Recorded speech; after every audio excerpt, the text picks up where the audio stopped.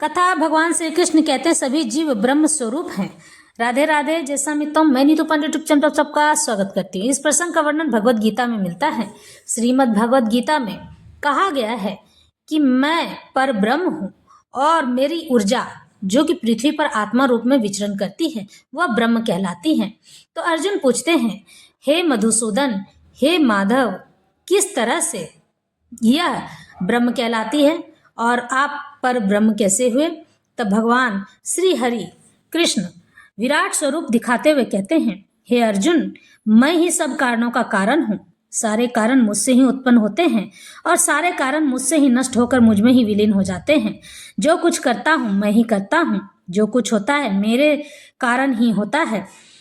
यहाँ किसी का कुछ भी नहीं है, लेकिन मनुष्य फिर भी यह सोचते रहता है कि ये मेरा है, यह मेरा हो जाएगा, मैं इसका हूँ, और इसी मोह माया के बंधन में फंसा रहता है। मोह माया का तात्पर्य यह नहीं है कि मनुष्य अपने गृहस्थ जीवन को त्याग कर और ईश्वर में लीन होकर वानप्रस्थ आश्रम और संन्यास आश्रम को धारण कर ले, बल्कि मेरा कहना यह है कि मैं ये चाहता हूँ कि मैंने जो 4 आश्रम बनाए हैं उन आश्रमों के नियमों का पालन मनुष्य पूर्ण रूप से करे। जो इन नियमों का पालन पूर्ण रूप से करेगा वही मनुष्य अपने जीवन के सुख और दुखों को पार कर सकता है, अन्यथा नहीं। क्योंकि मैंने जीवन जीने के कुछ नियम बनाए हैं। पहला है ब्रह्मचर्य। ब्रह्मचर्य का अर्थ होता है 0 से लेकर 25 वर्ष की आयु तक आपको किसी भी अनैतिकता का ज्ञान ना हो, यानी कि समागम क्या है इसका कोई जानकारी ना हो, यहाँ तक कि दुष्टता क्या है यह भी पता ना हो। माता पिता को होना चाहिए कि अपने बच्चों को इन सब चीजों से बचा कर रखे और आज के समय में मोबाइल से भी बचा कर रखे, लेकिन यहाँ उल्टा ही होने लगा है। उसके बाद 25 वर्ष से 50 वर्ष की आयु पुरुष के लिए विवाह का होता है और कन्याओं के लिए 18 वर्ष से 50 वर्ष गृहस्थ जीवन जीने का होता है। कन्याओं के लिए 18 वर्ष इसलिए होता है कि कन्याएं जल्दी ही स्वाभाविक तौर पे सब समझने लगती हैं और उन्हें सभी चीजों का, भौतिक सांसारिक गुणों का, गृहस्थ जीवन का ज्ञान हो चला होता है, क्योंकि उनकी परवरिश ही वैसी की जाती है। और पुरुषों को ज्ञान थोड़ा सा गृहस्थ जीवन का थोड़ा कम होता है, क्योंकि वो देर से समझते हैं और उन्हें पाला पोसा ही इसी कारण से जाता है और उन्हें कुछ बताया नहीं जाता है। तो वह पारिवारिक जिम्मेदारी समझने में असमर्थ होने के कारण से उन्हें थोड़ा समय लगता है और उनकी आयु 25 वर्ष कर दी गई है। 25 वर्ष से 50 वर्ष की आयु तक वह गृहस्थ जीवन को दोनों ही जीते हैं। गृहस्थ जीवन जीने के बाद वानप्रस्थ आश्रम को उन्हें जीना होता है, यानी कि गृहस्थ जीवन से कटकर अपने बाल बच्चों का विवाह करके और गृहस्थ जीवन के किसी भी कार्य में हस्तक्षेप न करें जब तक उनसे पूछा न जाए, और थोड़ा दूर रहकर ईश्वर से प्रीति करके उनमें ही अपना ध्यान लगाए। जब उनसे सलाह ली जाए तभी वो सलाह देने के लिए उनके पास तत्पर हों, बाकी अपना जीवन यूं ही जीते रहें। फिर संन्यास।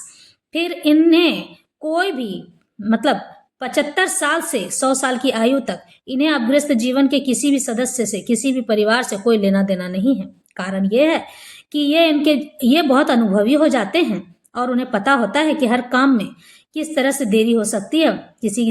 किसी काम को जल्दी करने से मनुष्य को पछताना पड़ सकता है। अनुभवशाली व्यक्ति किसी को भी सुंदर मार्ग दिखा सकता है, लेकिन जब तक आपसे कोई सलाह लेने ना आए तब तक उनके पास सलाह लेकर नहीं जाना चाहिए। इसीलिए संन्यास आश्रम का तात्पर्य यही है कि जब तक वह आपके पास ना आए तब तक आप उन्हें कोई बात ना बताएं, क्योंकि अगर बिना सलाह लिए आप उन्हें बात बताने जाएंगे तो वो आपको कहेंगे ये तो ढेर होशियार है, अपने आप को ज्यादा होशियार समझता है।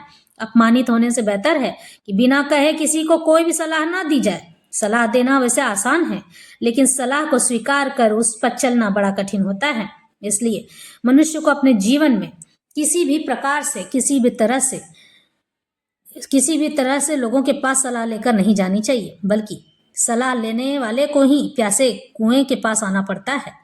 इस तरह से भगवान सब समझाते हैं कि मेरी ही ऊर्जा होने के कारण सभी के अंदर में जो लोग पुण्य कर्म करते हैं ना, और जो ऊर्जा वापस होकर मेरे पास ही पुनः लौटती है, तो वह ही ब्रह्म कहलाती है। यानी शुद्ध चेतना ही मेरी ऊर्जा होती है। मेरी ऊर्जा जब मेरे पास लौटती है तो मैं उसे ब्रह्म कहता हूँ, और मैं उन सबसे ऊपर हूँ जिसे ना अग्नि जला सकती है और ना ही कोई पानी उसे गीला कर सकता है, ना ही उसे धूप से कोई परेशानी है, उसे कोई कुछ भी नहीं कर सकता है। ना ही मृत्यु, ना ही पाप ना ही पुण्य, उसे कुछ नहीं लगता है। इसलिए वह ऊर्जा, मेरी ऊर्जा आत्मा के रूप में सभी में विचरण करती है। और जब यह ऊर्जा शरीर छोड़कर मुझ तक पहुंचती है तो मैं इसे ब्रह्म का रूप देकर इसे अपने पास पुनः लौटा लेता हूँ।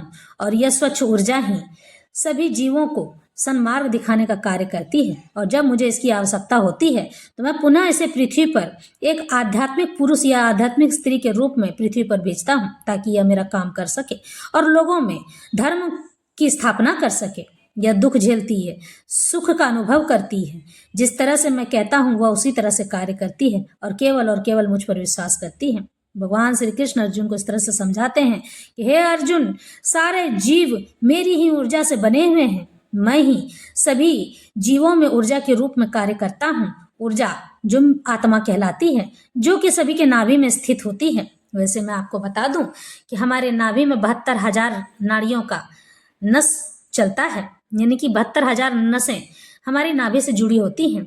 और हमारे सारे बीमारियों का कारण भी नाभि ही है, क्योंकि नाभि चक्र में जो लोग तेल लगा कर रखते हैं, नाभि चक्र की जो नाड़ियां हैं वह फूल जाती हैं और सुंदर होकर वह अपने सभी शरीर के कार्यों को ठीक कर लेती हैं अपने आप। आपको दवाई की आवश्यकता नहीं है।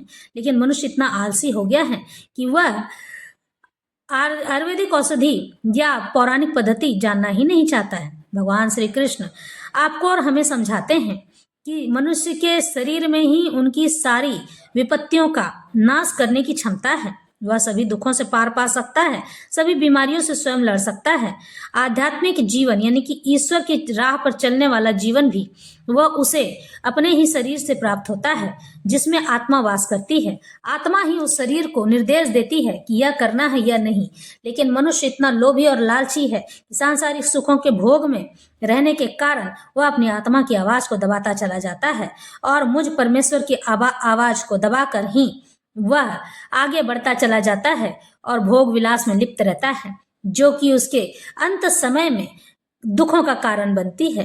अंत समय में वह मुझे याद करने की जगह वह उन भोगों को याद करता चला जाता है, जिससे वह जन्मों जन्मों तक 84 लाख योनियों में भटकता रहता है। मैं पुनः उसे दुर्गति की ओर भेज देता हूँ और वह ऐसा इसलिए होता है कि वह कर्मों के कारण होता है। मेरे नियम बड़े ही कठोर हैं। हे अर्जुन, जो नियम और अनुशासन से रहते हैं, जो मुझ पर ब्रह्म की भक्ति करते हैं, मैं कभी उसका विनाश नहीं होने देता हूँ। लेकिन जो भोगों और विलासों में आसक्त रहते हैं, मैं उनकी तरफ पलट कर भी नहीं देखता हूँ, क्योंकि वो लोग तो अपने भोग विलास में रहकर केवल दुर्गंध ही फैलाते हैं और लोगों में विषाक्त जोड़ कर रखते हैं, क्योंकि यही विषाक्त मनुष्य को अंधकार में लेकर जाता है। अंधकार अज्ञानता की जननी है। अंधकार से ही मनुष्य अपने आप को डुबोता लेता चला जाता है और जन्मों जन्मों तक 84 लाख योनियों में पड़ा रहता है। मुझ तक पहुंचने के लिए उसे बड़े प्रयत्न करने होते हैं।